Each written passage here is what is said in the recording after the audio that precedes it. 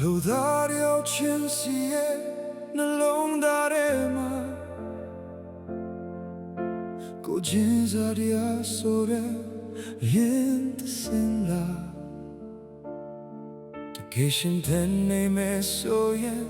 ကဘာကြီးမစစ်ဆိုတဲ့စကားတော်မွေဖွာလာနိုင်မှာဟုတ်ဘူးကိုနာချင်မှုကိုပဲမဟုတ်ပဲတခြားသူရဲ့မျက်ရည်ကိုပါနာကျင်တက်လာတဲ့နေ့ကစားပြီးသင်နဲ့တန်တွေဟာ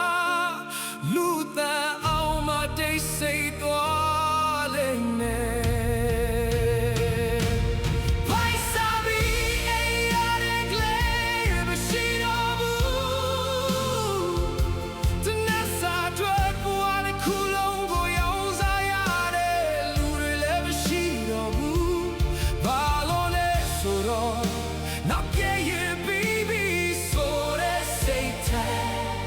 လူလဲလူပဲဆိုလဲစိတ်ကပိုကြည်လာမှာမို့လို့အိမ်ကိုကြောက်ခိုင်းပြီးမိခိုးရဲအောက်ကနေအတလို့ဖို့ပြင်းနေရတဲ့မိသားစုတွေမရှိတော့ဘူးမိခင်ကြောက်ခါတာလေးလက်ကိုဆွဲပြီးနဲ့စတဲ့ရှောင်းနေနဲ့လမ်းလျှောက်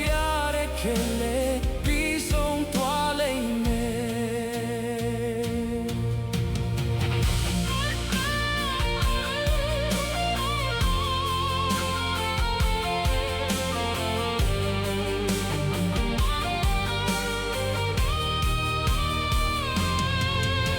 ဒီဓာတ်တွေဟာတယောက်ကိုတယောက်တံပိုးထားတဲ့လာတဲ့အချိန်မှာအယောင်မတူတာဘာသာမတူတာလူငယ်မတူတာတွေကမုန်းဖို့ကြောင့်မဟုတ်တော့ဘူးနားလဲဖို့ကြောင့်ပဲပြလာလိမ့်မယ်ကဘာကြီးငိမ့်ချမ်းဖို့အင်အားကြီးလည်းနဲ့တွေ့မလို့ဘူးလူတွေအောင်ရဲ့နှလုံးသားတွေကကိုချင်းစားရ